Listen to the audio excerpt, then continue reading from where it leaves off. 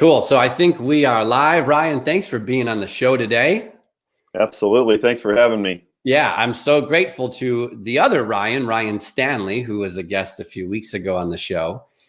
And he sent us a little email introduction. And the moment I saw the title of your book, I was sold. So I'm really excited to learn a little bit more about that today. Yeah, absolutely. We'll see if Ryan wants to make a surprise appearance. I sent out an email, so we'll see if he comes aboard. Ryan's, mutual friend of ours, right? And Ryan was generous enough to refer me on to a couple podcast hosts. He's been doing this podcast tour, summer tour, fall tour, and like literally half of these hosts that I connect with are like, Ryan was my favorite guest ever.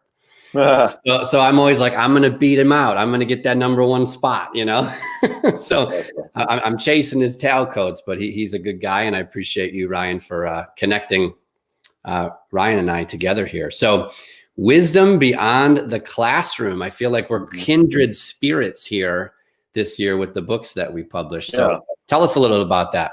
Yeah, absolutely. And I've started to dive into yours as well, the School of Intentional Living. Yeah, it's amazing. There's a lot of similarity there. The quick version, I guess, the Cliff Notes version of what's my book here, Wisdom Beyond the Classroom, is I was a 6th grade teacher for a handful of years, busy with all the subjects that the students have to do and coming in and out of the classroom. Yeah. There's really not any time that's dedicated to personal development, what's known in the school as the social emotional learning.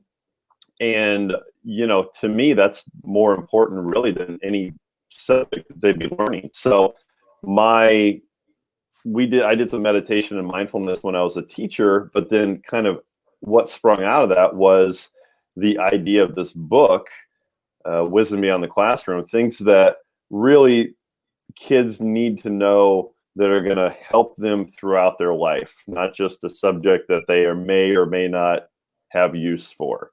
So it's broken down into 27 chapters, anything from, only 27?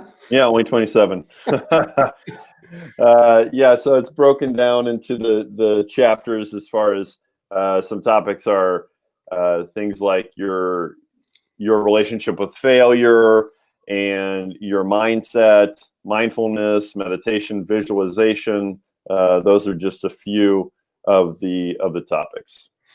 So Ryan, who is your ideal reader? Who is this written for? Is it written for more of the student? Is it written for the adult? Is it written for everyone in between? Right. Yeah, that's a really good question. I have had adults read it and say, oh my gosh, adults need to read this. Like all adults need to read this, but it is written primarily for middle school and high school students. Cool. So, again, when you talk about, I have a product or I have a book and it's great, it could be used for everyone. Well, we just kind of have to narrow it down a little bit more than that. This is primarily for middle school and high school kids. Awesome. Good for you. It sounds like an incredible resource. I'd imagine. And you, when we talked a few weeks ago, when we just had a quick chat over the phone, you were saying how you were starting to drop books off at schools, which is awesome. I think for me, the challenge, if that was my book, the challenge would be, how do we teach the readiness to these young adults? Because I know, like back in, like someone like you could have come to my school and, handed out some copies, and I don't know if I was ready for that. So I think one of your big challenges is going to be like, how do I teach them or train them? And you've got the teacher credential in spades, so you're probably very good at figuring out the influence factor there. But I think that would be difficult. How do I influence these children to understand that there are things beyond the classroom that are so important? Mental, emotional health, mindset. I love it. I'm wondering how you might kind of overcome some of those hurdles, Yeah, that's a really good question, because, what's important to a middle school or high school kid, it could be, being on their phone. It could be playing video games. It could be sports. It could be chasing girls. It could be, any and all the above. So to have somebody come in and, oh yeah, here's a book on, bettering your life, maybe there's eye rolls to that, like, oh, You're gonna be like, my life's great, man. Are you kidding me? I got no responsibility. right. I'm on my screen 10 hours a day. Life's good. Maybe what you need to do, Ryan, is convert those 27 chapters into an app and gamify the whole darn thing. Right. That's a freaking great idea. Absolutely. Yeah. I mean, the book is as an ebook and it's on audio as well. But yeah, and it's something that's interactive like that. I think that's a pretty good idea. I think that, to answer your question, if I was to, be in front of some kids, first of all, you got to have a good, I guess, something that draws them in, a good story, something that relates to them, like why would I use this? So, it's got to be very relatable. And then, the book itself is written in a dialogue that is very easy to read and something that, I would hope that the reader can connect to, because it comes from the perspective of a teacher, but then it also comes from the perspective of the students. So you're getting both of those, and it's just a dialogue throughout. So it's the teacher talking to the students and vice versa, and then the students actually speaking about some of these topics to another school in their auditorium, as in, like, when you have somebody come, or you have a whole school go and do something. So awesome. Yeah. So, you pose a really good question, though. You can't just expect, oh yeah, they're going to take this. Well, they might, toss it when you're gone. So I think it's really got to be relevant to them and to their needs. I think what may help, as and I haven't even done this myself, I've got a lot of testimonials and reader feedback I could potentially use as blurbs now. Mm-hmm. Right, to adjust the cover and have some blurbs, front, back, inside, whatever. But it would be interesting if you had, you gave out 5 to 10 copies to some students who maybe were a little bit more, I don't know what the right word is, but mature or tuned in to personal development, had them read it. And then it's like, front cover, nice little blurb that's in their language, in their words, and says, Bob Smith, 6th grader. Right. To try to get some of that peer influence going on, because as we all know, the peer influence at that stage is everything, right? Mm-hmm. Yeah, absolutely. Yeah, absolutely. So, there's a couple avenues there as far as getting the book out, getting it to schools or teachers, and then also, like, actually to parents, especially today with a lot of homeschooling going on. I'd say, for me, my audience is more like a parent, to introduce it to them that way, so that they're kind of introducing it to their kids. Cool. Somebody I had that read it, or their kid read it, there was a junior in high school, actually gave me some feedback and said, hey, you know what, we found it's impossible for my daughter to get off her phone, and this week we're finding that she is not on her phone and she's actually reading your book.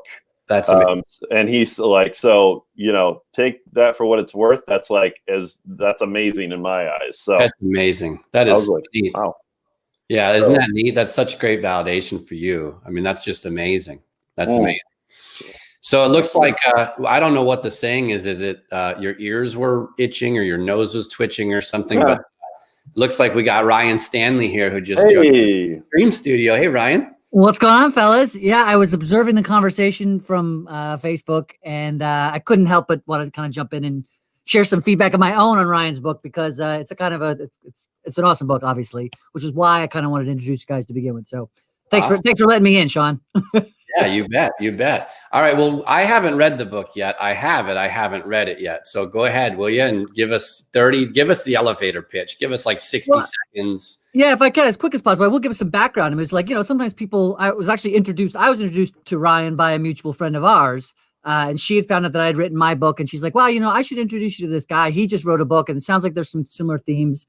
And Ryan and I met, and we had a great first conversation. And then, when I got the book, I was kind of like, all right, Sean, as you and I have talked in the past, I'm not the best reader in the world. So I kind of was taking it with a grain of salt. I wanted to read it to be nice to this guy who I was just meeting. And I was like, in fact, I even told you, Ryan, the first time we met, I was like, I don't know how to not sound like a jerk, but I'm surprised how much I love your book. Like it was that type of a thing. Like, and so going back to what you're saying, like, who is it for? As a parent myself, like I just would also just share with anybody out there, it's a great way to connect with your children. If you're in a space where you want to teach your children some of these concepts that are in there, like to read together, maybe do it together as like a project, like, hey, let's read a chapter a night, depending on the age of your child or whatever. But I think that's another great way, because to your point earlier, Sean, like adults can use this, right, as well. But sometimes the kids aren't ready for it. So to have it be a little bit of accountability so they can get into it, but then the way the content is spelled out, that it is so applicable, but also understandable. What's the word I'm looking for? Relatable. That's the word. Yes, relatable for younger people. That's awesome. Yeah. So Ryan, Stanley, you have kids who are a little older, right? Than mine anyway. I mean, mine are probably too young. I've got first grade and below, but are your kids of age where they I've got, my fourth grader, I think so my first grader is not so much, so also 7, right? But my fourth grader is going on 10, and certainly aspects of it. And, we touch a lot on these topics of meditation and being present often as well. So, I mean, he does have a little bit of foundation. But in fact, we went on a family trip down to Delaware this summer, and we listened to the book in the car on the way down. Oh, cool. Yeah, so it's super cool. Right on. And, Ryan, I don't know if you did, definitely humbly enough as you are, did it justice in the sense that I love the way it's actually every other chapter is from a different perspective. The first chapter is going to be, is the teacher actually presenting in the classroom? And then the second chapter is some older kids presenting to a whole auditorium of school, of a different school. And then chapter 3 goes back to the teacher, and then chapter 4 goes back to the auditorium.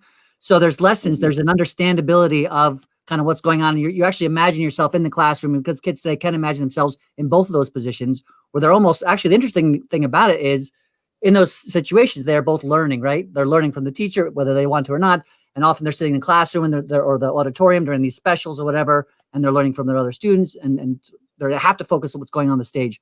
So it's stuff we've all been in, situations we've all been in, and so it's very relatable, so to speak. It's awesome.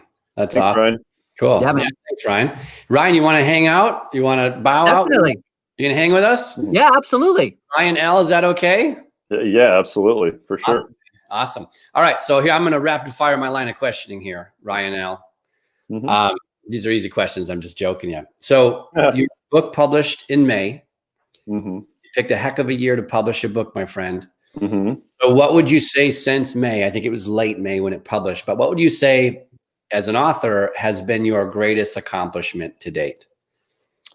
I'd say that putting it out and then getting it out on Amazon as a paperback, as an ebook, reading the book, and it's also on Audible, so it's easy, depending on how you want to go about reading or listening to. I think that's, the way to go if you're going to be an author. Put it out in different formats. I mean, myself, I love to read books, but as Ryan said, I don't always have the time.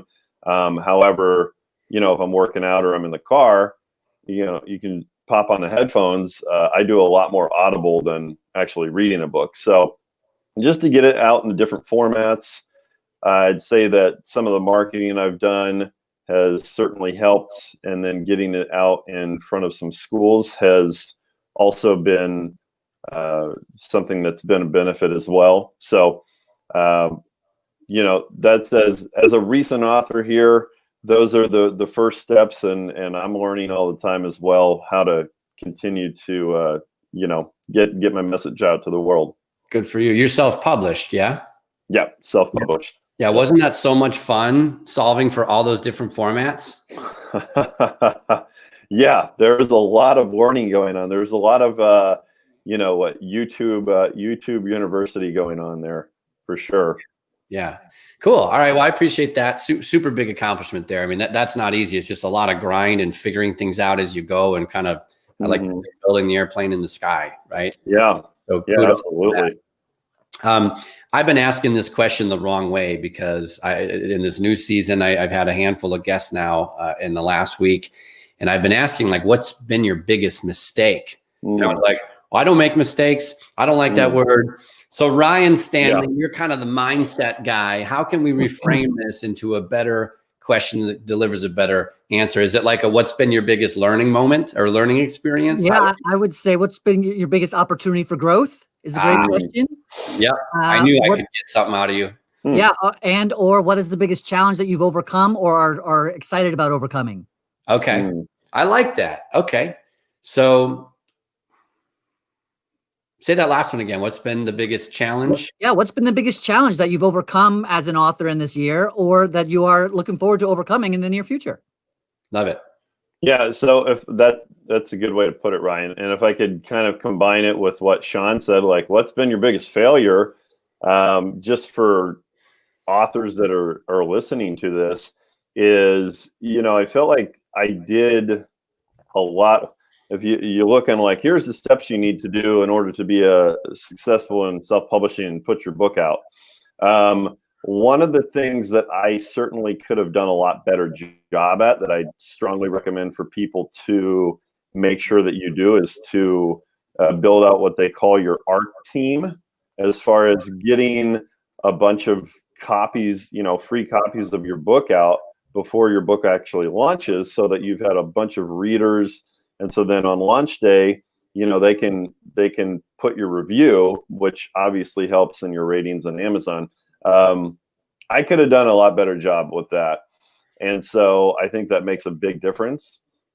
And, moving forward, I'd say, I'm getting back into, life happens, right? I have a 9-month-old. We bought a house a few months after the book came out. So things have come up, and to, have it in front of you on your schedule and make it a daily, part of what you're doing in your morning or your routine, as far as to keep going with your momentum, is huge, And so I had some time in there that I haven't done anything with it.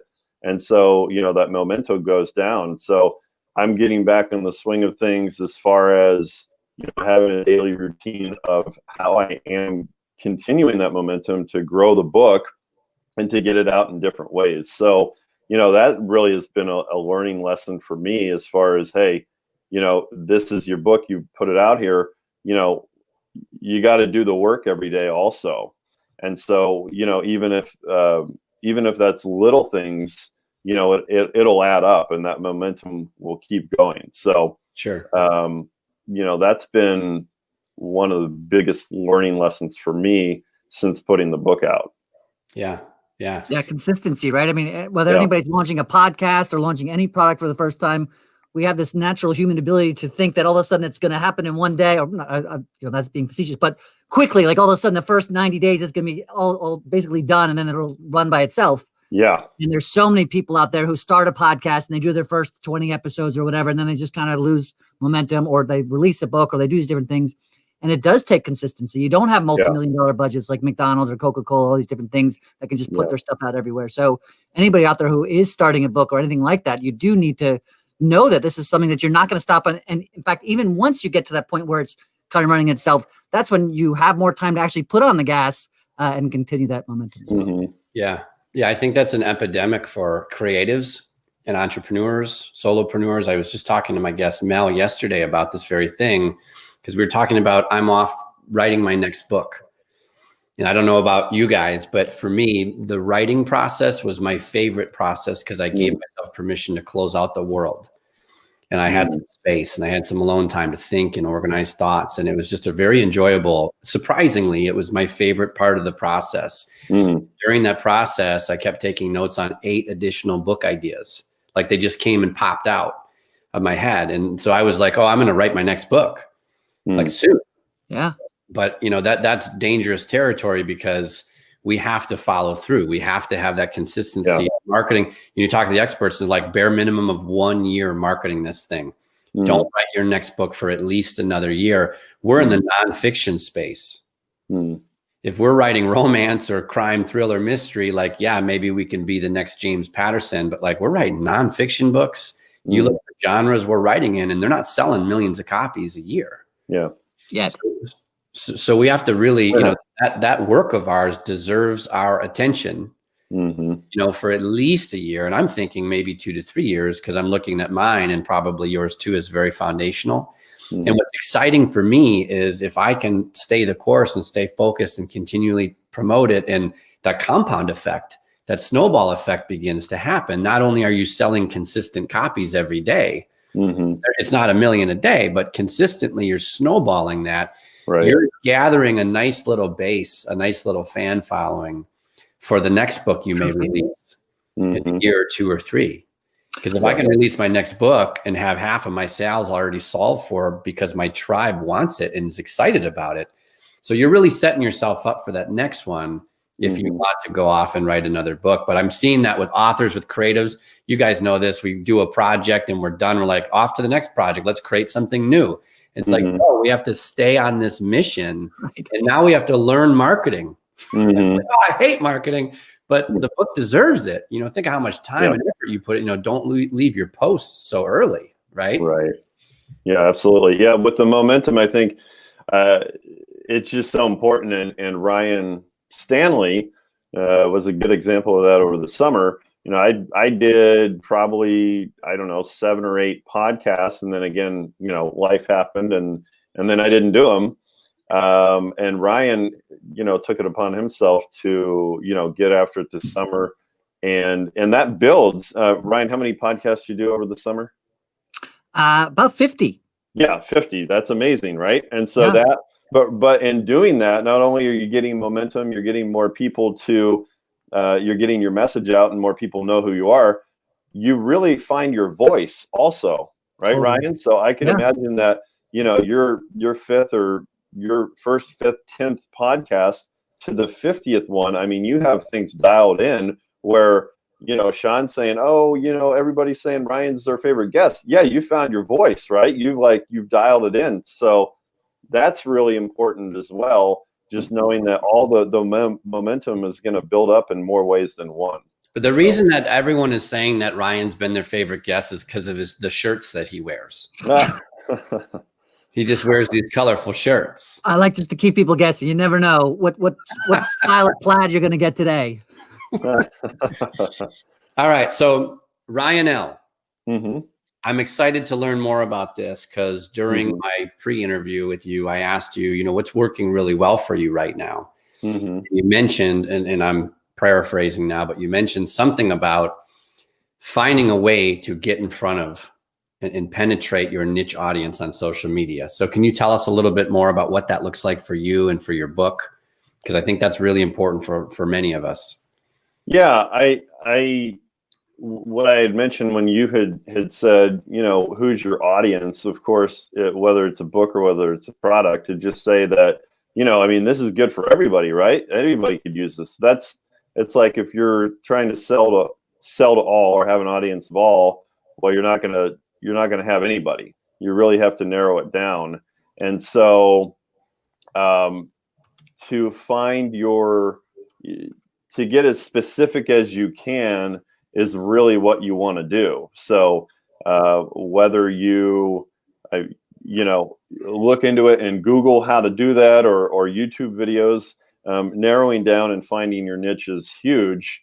And then from there, there's certain ways that you can go about that as far as marketing, as far as if you want to do, you know, SEO, or if you want to do Facebook ads, if you're wanting to just continue to put your message out there on different platforms such as podcasts, and that will help to have your audience find you. But it's extremely important to have your niche narrowed down to who your specific audience is, so that's who you're reaching, right? That's who you're getting in front of. Yeah. So yeah, that's awesome.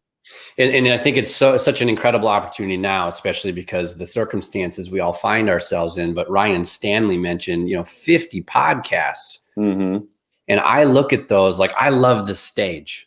You, Ryan L., would be perfect with in front of a student body and faculty and you know, maybe a program in the morning for students, program in the evening for, I know a lot of people who do that, program in the evening for parents. You may not be able to do that right now, but you can still reach people across stages. They might be other people's stages. So Ryan Stanley's doing 50 podcasts, right?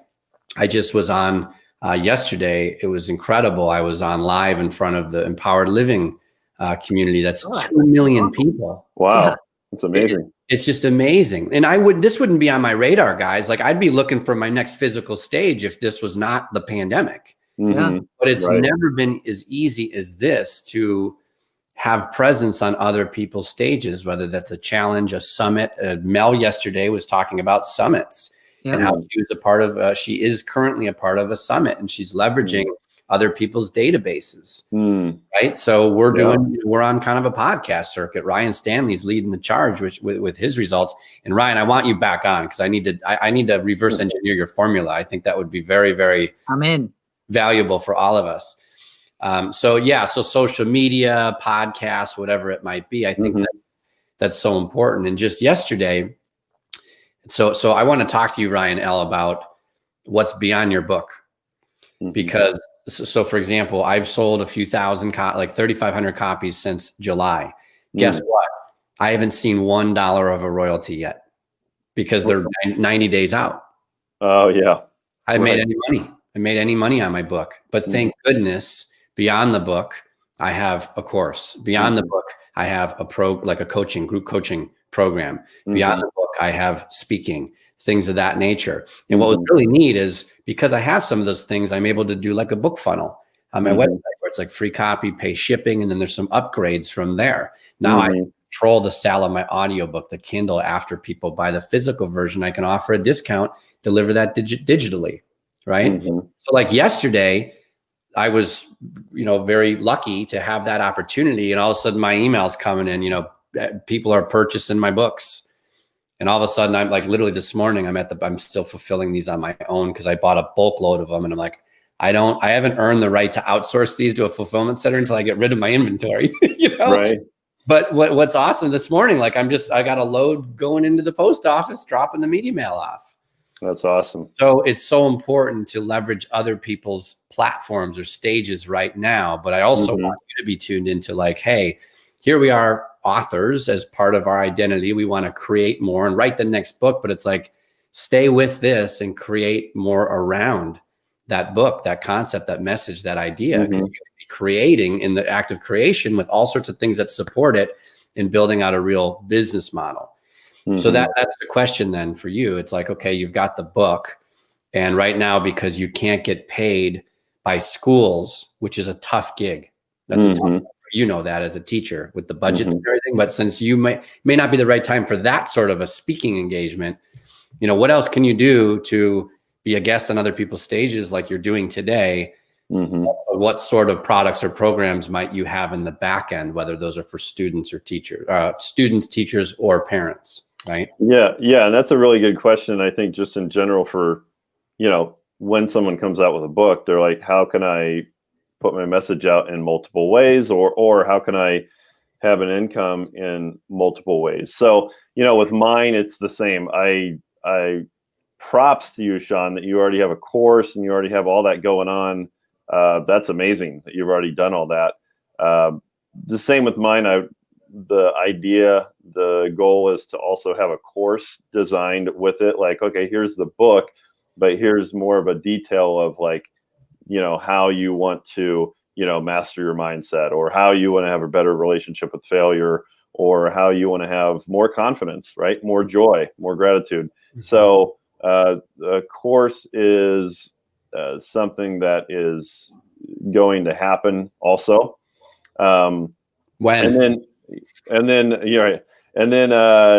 the speaking gig is definitely is something that is also something that I aspire to do as well. So, with what you're saying, it's a tough year for that. Schools are so busy and they're so preoccupied with maybe even just having kids come back into the school. But again, I think it's momentum, right? So yeah.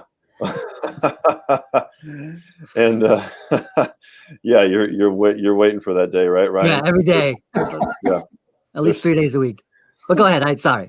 Very excited kids go back to school at some point. Yeah, I don't have to worry about that yet. But I totally get it.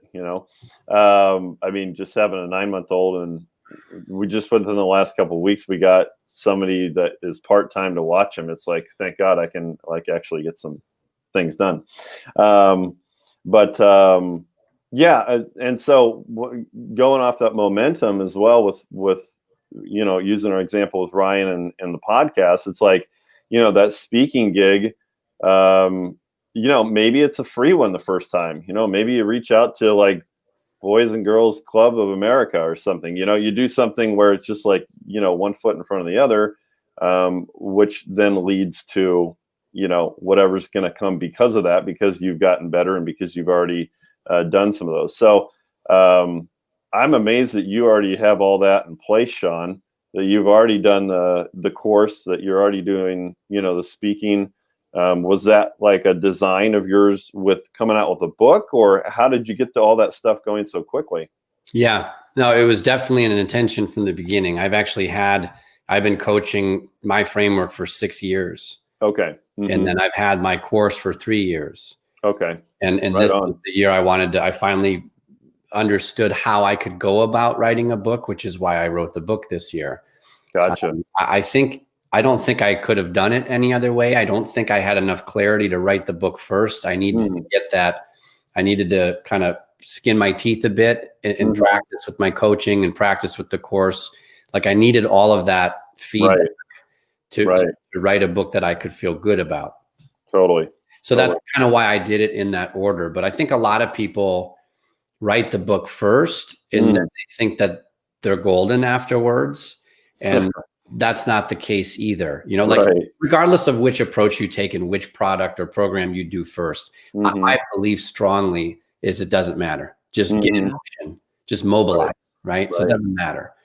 But I like what you just said. And I think this is important because everything I've ever done was done for free first, for me to get the results, collect the get some testimonials. That to me was my certification. So, think about what you did. You mentioned ARC earlier. And for those that are listening, Ryan didn't say art with a T. He said ARC, Advanced Reader Campaign.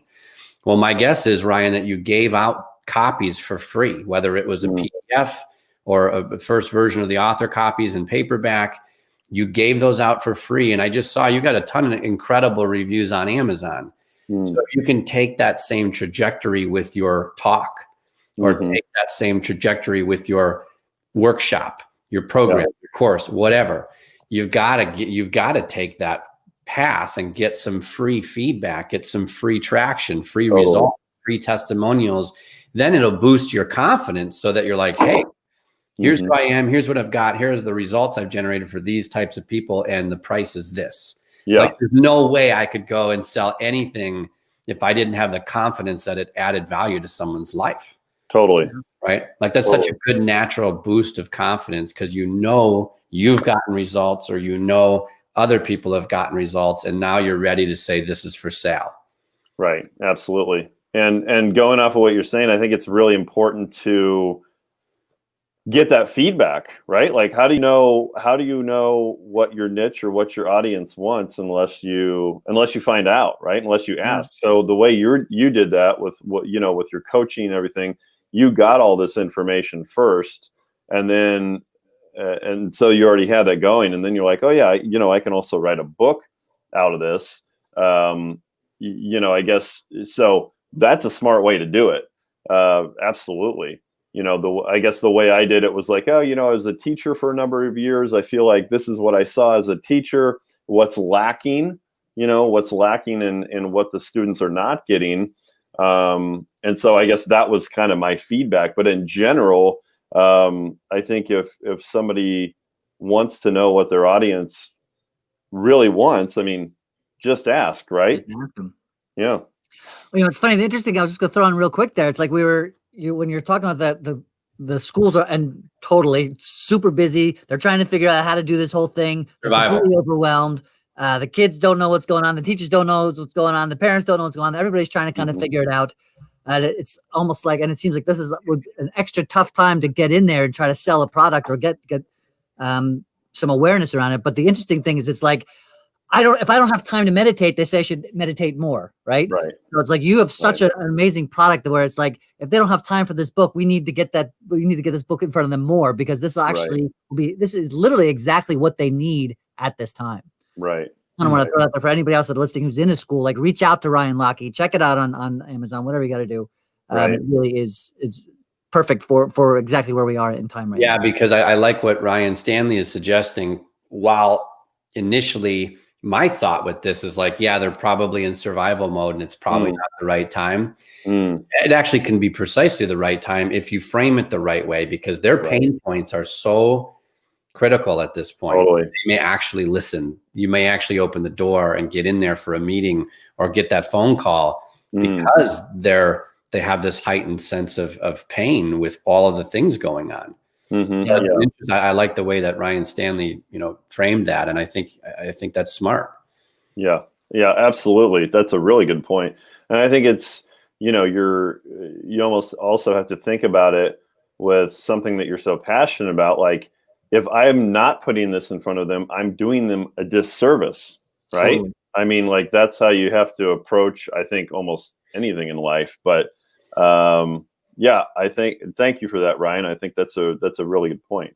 Yeah, you're doing them a disservice. You're doing your book a disservice, and you're doing the gift that life has given you as an author and somebody that has this information a disservice by not putting it in front of as many people as possible, as often as possible. Yeah. You're basically a total jerk if you don't make 10 phone calls this afternoon. Yeah. I wasn't saying you specifically, Ryan. I'm saying just people in general who do not share their gift as often as possible are doing it a disservice. Well, I'm saying specifically to you, Ryan L. I know. Actually, I kind of like that in like truth and also as a joke. I think I should put that somewhere on my whiteboard or my vision board. If you don't make 10 phone calls today, you're an absolute jerk. I like that. Quoted by Sean Rosensteel. That's going to go up somewhere. So what are you struggling with right now? What's not working?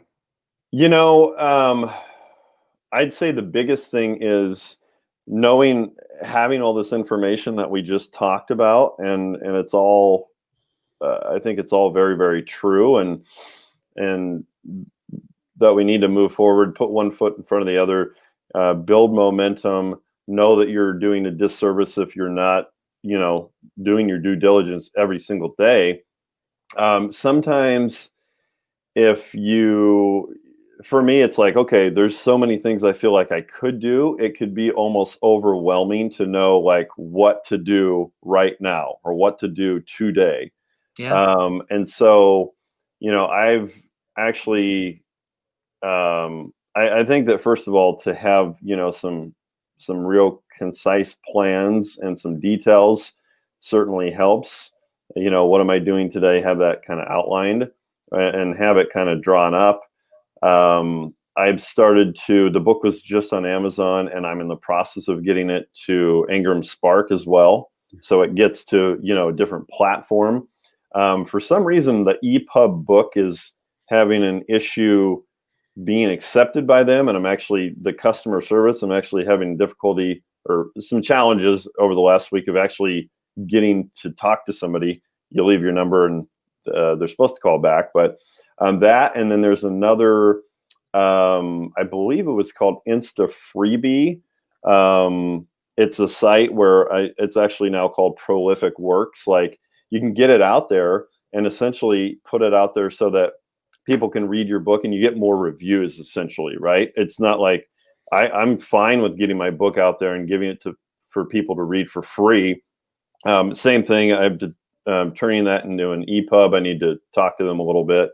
But then, as far as narrowing it down to the niche that you want to, who your audience is, I'd say with mine, it's like, okay, now that I've marketed and determined who my niche is, what's the best way to constantly reach that niche? Like I've done, if you do a Facebook ad or you have done some podcasts or some SEO, but what's the best way to continue to funnel people in?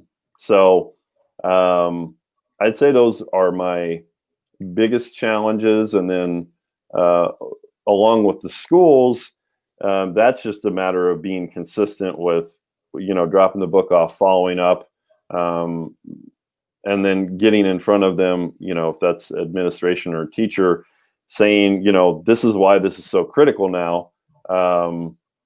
I'd say that the consistency of doing that is the biggest challenge. So, there's a couple challenges. I think it's much more doable when you break it down into, okay, what do I need for this? What should I be doing for this? But as a whole, that's where my biggest challenges are. Yeah, you got a lot going on over there. I wonder if like a brain dump on Mm-hmm. a sheet of paper or 15 would be Right. helpful. And then you just chunk it out.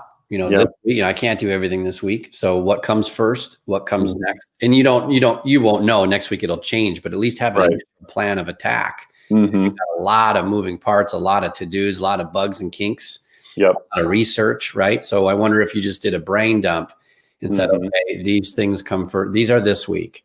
If I can Mhm. just get through these 3 items or these 7 priorities this week, I don't have to worry about all this other stress and all that other overwhelm. If I could just keep my head down this week and Yeah. focus on these initial items that I think make sense to focus on first, Yep.